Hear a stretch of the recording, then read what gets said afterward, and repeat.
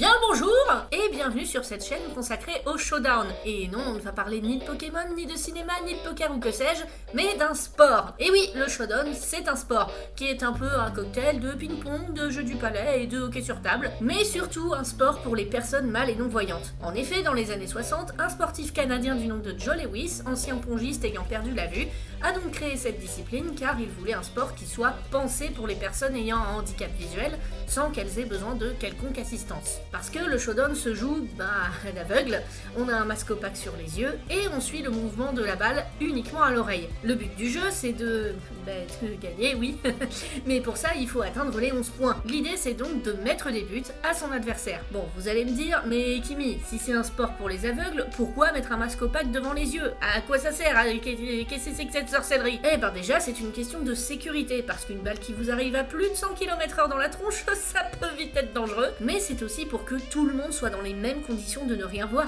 du tout. D'une, parce que n'importe qui peut jouer, handicap visuel ou non.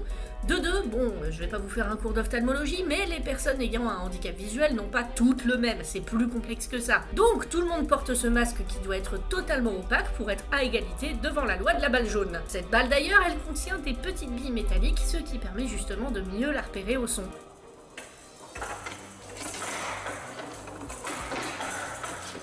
Alors oui, c'est impressionnant, y a pas à dire. Mais je parle par expérience en tant que personne qui voit très bien. Même si au début c'est déstabilisant, à force on s'y fait et ça déchire, c'est trop bien, ça dépote. Alors tu peux garantir, je le garantis. Bref, en 2026, la France compte une 50aine de clubs, mais il y en a possiblement un près de chez vous, donc n'hésitez pas à venir essayer, tout le monde est bienvenu. Voilà, je vous ai mis tout plein de sources en description, allez-y, il y a de quoi faire. Je vais refaire de temps en temps des petites vidéos comme ça, pour vous présenter le showdown plus en profondeur, et bien sûr je mettrai surtout les VOD des tournois que j'aurai commentés lors de leur diffusion en direct sur ma chaîne Twitch. Prenez soin de vous, et à la prochaine!